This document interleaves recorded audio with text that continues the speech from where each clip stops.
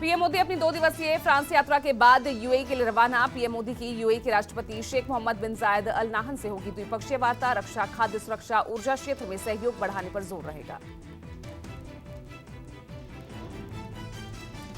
पटना में पुलिस के लाठीचार्ज में बीजेपी कार्यकर्ता की कथित मौत के खिलाफ आज राज्यव्यापी धरना प्रदर्शन। प्रदेश पार्टी मुख्यालय के बाहर सभी सांसद विधायक देंगे धरना। पटना में शुक्रवार को विधानसभा मार्च निकालने वाले बीजेपी नेताओं के खिलाफ केस दर्ज। कोतवाली थाने में शाहनवाज हुसैन, मंगल पांडे, ताराकिशोर प्रसाद, नितिन नवीन सहित सैकड़ों कार्यकर्ताओं के खिलाफ एफआईआर।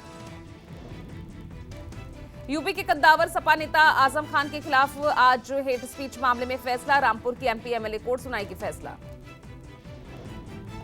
दिल्ली में सोनिया गांधी के आवास पर आज शाम 4:30 बजे कांग्रेस की अहम बैठक। मानसून सत्र की रणनीतियों के साथ ही बैठक में बेंगलुरु में होने वाली विपक्षी दलों की बैठक को लेकर चर्चा। हिमाचल प्रदेश में डीजल की कीमतों में 3 रुपए की बढ़ोतरी। आधी रात से नई दरें लागू। सुखविंदर सिंह सरकार ने दूसरी बार डीजल पर बढ़ाया वैट।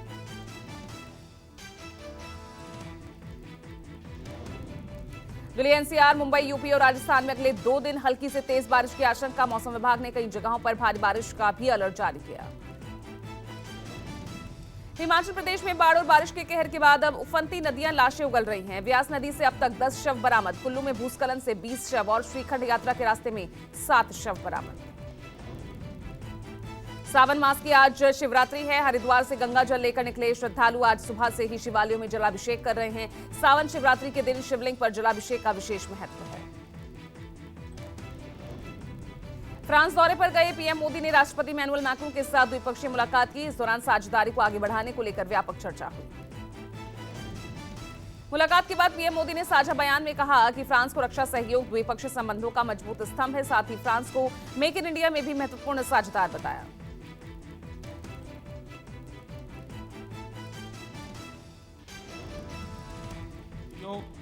हमारे संबंधों का एक मूलभूत स्तंभ रहा है।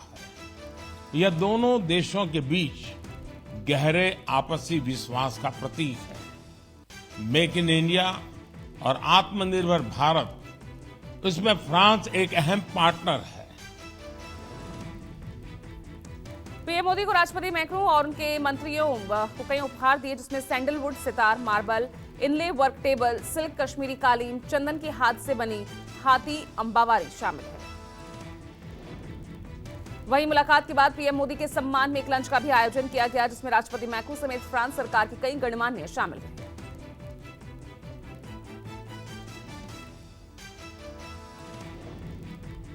प्रधानमंत्री नरेंद्र मोदी आज से संयुक्त अरब अमीरात की एक दिवसीय यात्रा पर रहेंगे। इस यात्रा पर उनका पूरा फोकस ऊर्जा, खाद्य सुरक्षा, रक्षा क्षेत्र पर होगा।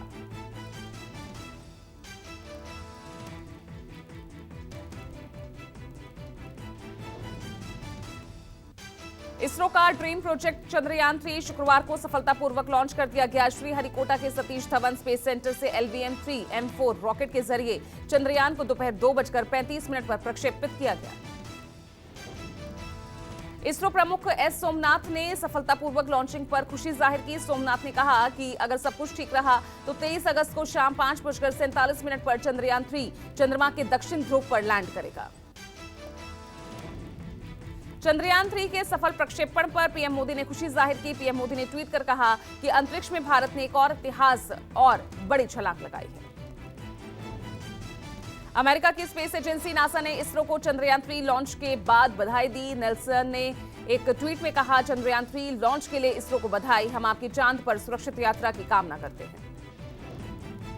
इसरो ने पिछली गलतियों से सीख लेते हुए इस बार चंद्रयान-3 में 2 रोवर्स विक्रम और प्रज्ञान लगाए हैं, जो चंद्रमा की सतह पर होने वाली गलतियों को सुधारेगा।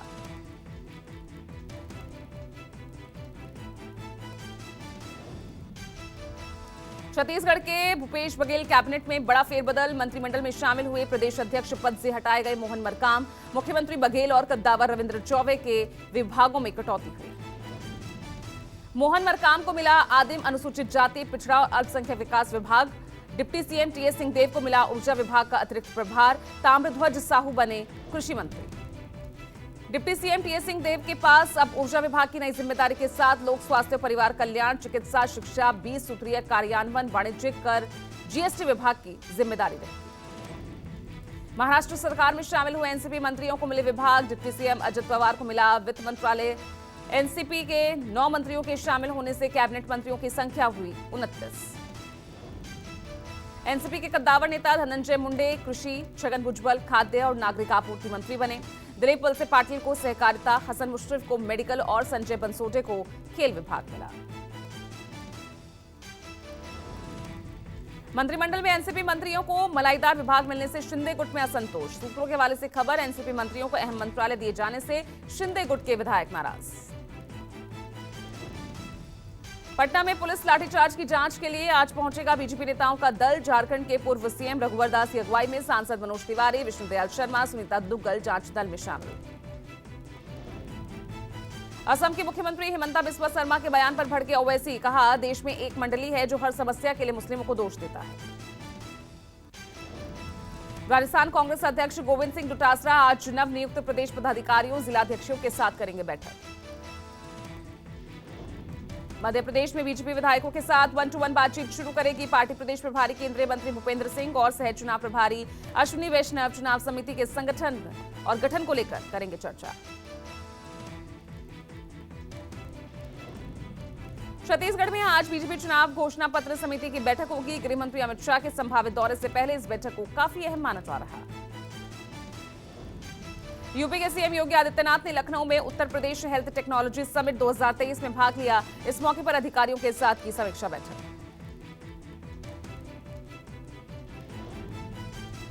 हिमाचल प्रदेश में ब्यास नदी का जलस्तर घटा, पंचवक्त्र मंदिर में पानी बाहर निकला, ड्रोन विजुअल सामने आए।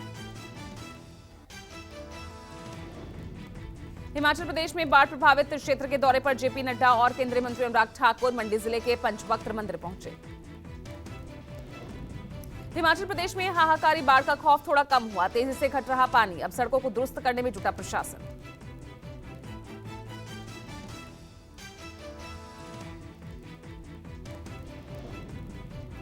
फडणवीस और शिंदे की कूटनीति वाले आरोपों पर बोले संजय राउत, कहा आप जो करें वो कूटनीति और हम जो करें वो क्या बेईमानी है।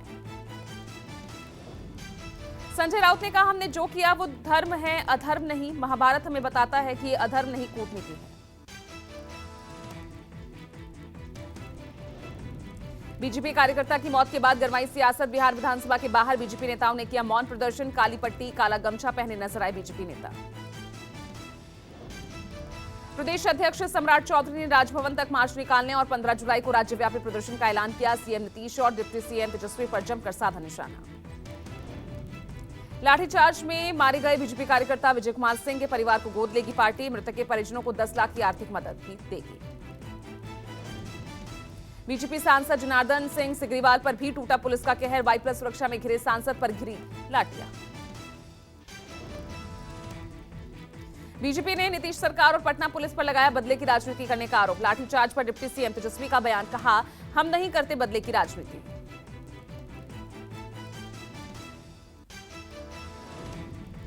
बिहार विधानसभा की कार्यवाही शुरू होते ही हंगामा शुरू। विधायक संजय सिंह सदन शुरू होते ही रिपोर्टर्स टेबल पर चढ़े। गुरुवार को ही पिटाई का दिखा रहे थे जख्म। पिटाई का जख्म दिखाने पर संजय सिंह किए गए मार्शल आउट। पिछले 4 दिनों से तेजस्वी के इस्तीफे की मांग पर अड़ी है बीजेपी।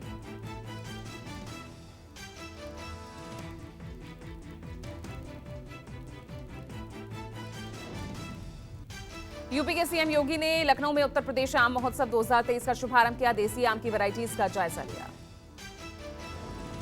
भारत की आबादी अमेरिका से 4 गुना ज्यादा। सीएम योगी ने कहा अगर हम स्किल और स्केल को एक साथ लाते हैं तो हम दुनिया के लिए बेहतर परिणाम दे सकते हैं।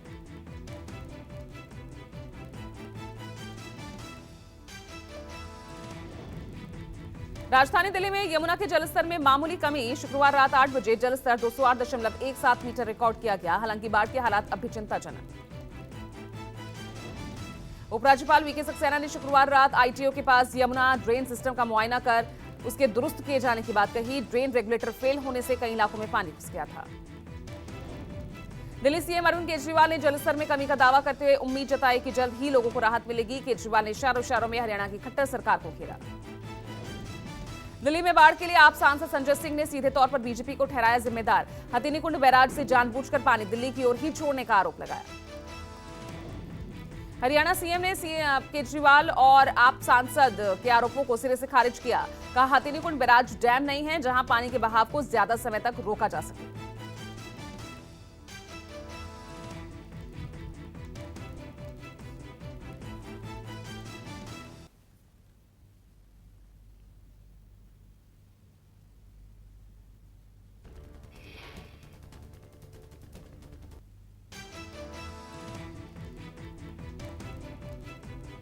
दिल्ली में हाहाकारी बाढ़ के खतरे के बीच राहत की खबर। यमुना का जलस्तर थोड़ा घटा पर संकट बरकरार। दिल्ली की यमुना विहार, लाल किला, राजघाट, आईएसबीटी, आईटीओ समेत कई इलाकों में जारी है कहर। यमुना से सटे दिल्ली के कई इलाके पानी में डूबे। दिल्ली के निचले इलाकों में अभी भी पानी भरा हुआ है। आईटीओ की सड़क पर यमुना का पानी जा पहुंचा है। लाल किले के आसपास भी कई फीट पानी भर गया। मजनू का टीला, Nigam Bodh Ghat, monastery market, Wazirabad, Geeta colony, Shahdara area सबसे ज्यादा प्रभावित रहे। निचले इलाकों से लोगों का रेस्क्यू ऑपरेशन लगातार जारी है। लोगों की मदद के लिए एनडीआरएफ की 16 टीमें लगाई गई।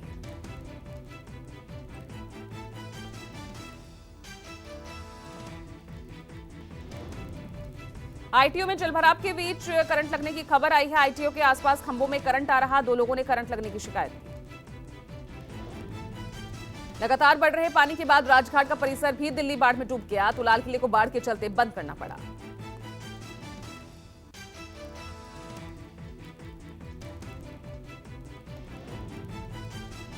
महात्मा गांधी का समाधि स्थल राजघाट एक टूरिस्ट स्पॉट है, लेकिन आज ये जो है ये एक तरह से ये जगह लग रही है जैसे कोई बोट क्लब हो और कोई लेक हो। और कंडीशन देखिए यहाँ पर पूरे राजघाट में इस वक्त जो है वो पानी लबालब भरा हुआ है। और दिल्ली में पीने के पानी की भी किल्लत जारी है। पानी भर जाने के बाद वाटर प्लांट बंद करना पड़ा है और आज शाम तक खबर आ रही है कि संयंत्र शुरू किया जा सकता है। दिल्ली के मंत्री आतिशी ने बाढ़ प्रभावित इलाकों का जायजा लिया। आतिशी ने कहा दिल्ली वालों के लिए अच्छी खबर यह कि पानी घट रहा है, पर लोगों से अपील घरों में रहें।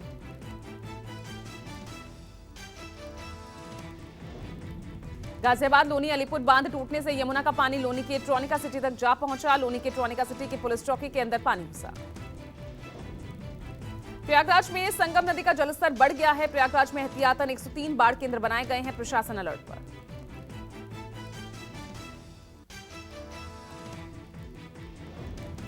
भारत रूस की संयुक्त पहल से एक बार फिर उन छात्रों के लिए अपने दरवाजे खोले गए। पुतिन सरकार ने निर्देश के बाद रूस की ही कुछ यूनिवर्सिटीज भारतीय छात्रों को अब दाखिला दे रही हैं।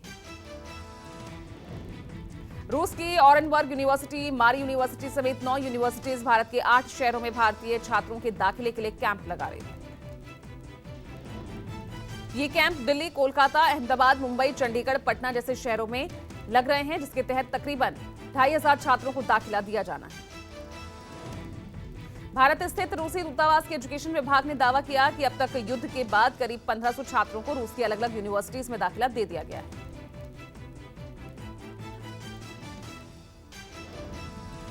जम्मू कश्मीर के शोपियां में 3 गैर कश्मीरी मजदूरों को गोली मारने वाले आतंकियों की तलाश जारी है। सुरक्षा एजेंसियों के मुताबिक लश्कर के 2 स्थानीय आतंकियों ने हमले को अंजाम दिया। मध्य प्रदेश के कूनो नेशनल पार्क में नामीबिया से आया चीता सूरज की शुक्रवार को मौत हो गई। 5 महीने में अब तक 8 चीतों की मौत।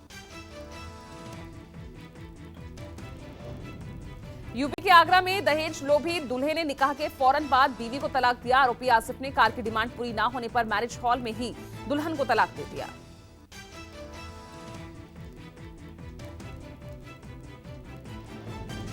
इजराइल के डॉक्टरों ने 12 साल के बच्चे की धड़ से अलग हो चुके सिर को सफलतापूर्वक जोड़कर चमत्कार किया।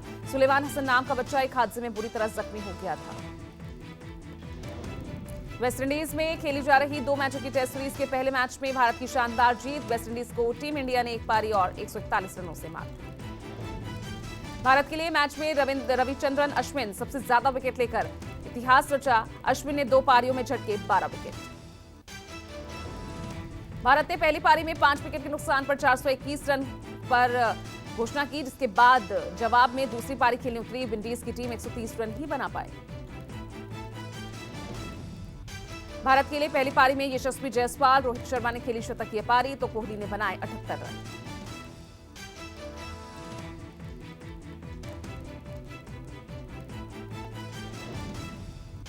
19वें एशियाई खेलों के लिए भारतीय पुरुष क्रिकेट टीम का ऐलान। 15 सदस्यीय टीम की कप्तानी करेंगे ऋतुराज गायकवाड़। टीम में कई युवा खिलाड़ियों को मिली जगह। रिंकू सिंह, प्रभसिमरन और जितेश शर्मा जैसे स्टार प्लेयर्स भी भारतीय स्क्वाड का हिस्सा बने। इन खिलाड़ियों ने आईपीएल में शानदार प्रदर्शन किया था। एशियाई खेलों का आयोजन 23 सितंबर से 8 अक्टूबर तक चीन के हांगझो में किया जाना है।